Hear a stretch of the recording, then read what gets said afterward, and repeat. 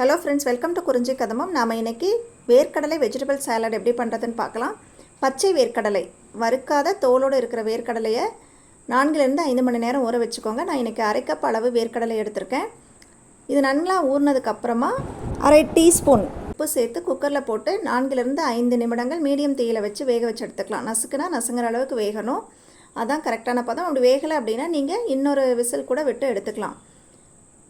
Over night ஊற வைக்கணுங்கிற அவசியம் கிடையாது.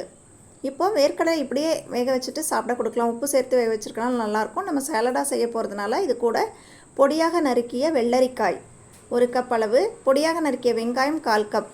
வெங்காயம் ஆப்ஷனல் தான், நீங்கள் வேண்டாட்டி அவாய்ட் பண்ணிடலாம். விரத நாட்களில் இருந்தால் அவாய்ட் பண்ணிடுங்க.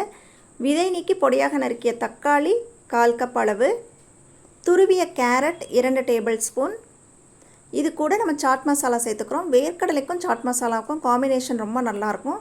அரை டீஸ்பூன் அளவு சாட் மசாலா தூள், அரை டீஸ்பூன் அளவு உப்பு அல்லது தேவைக்கேற்ப சேர்த்துக்கோங்க. ஏன்னா நம்ம ஆல்ரெடி வேக வைக்கும் போதே கொஞ்சம் உப்பு சேர்த்துருக்கோம். இப்போது ஒரு அரை டீஸ்பூன் அளவு மிளகாய்த்தூள் சேர்த்துருக்கேன். மிளகுத்தூள் கூட சேர்த்துக்கலாம், இல்லை வேண்டாம் அப்படின்னா கூட நீங்கள் அவாய்ட் பண்ணிடலாம். மிளகாய்த்தூள் எல்லாமே நல்லா தான் இருக்கும். இதை டாஸ் பண்ணக்கூடாது. இந்த மாதிரி ஸ்பூனோ ஃபோர்க்கோ வச்சு இந்த மாதிரி நல்லா கலந்து விட்டுக்கணும். நல்லா கலந்துட்டிங்கன்னா உப்பு காரம் எல்லாமே நல்லா மிக்ஸ் ஆயிரும். சூப்பரான வேர்க்கடலை சாலட் தயார். இதில் வந்து வெஜிடபிள்ஸோட அளவுன்னு பார்த்தீங்கன்னா உங்கள் விருப்பத்திற்கு ஏற்ப சேர்த்துக்கலாம். இப்போ கேரட் அதிகமாக வேணும், வெள்ளரிக்காய் கம்மியாக வேணும் அப்படிங்கிறது உங்களுடைய விருப்பத்தை பொறுத்து நீங்கள் மாற்றிக்கோங்க.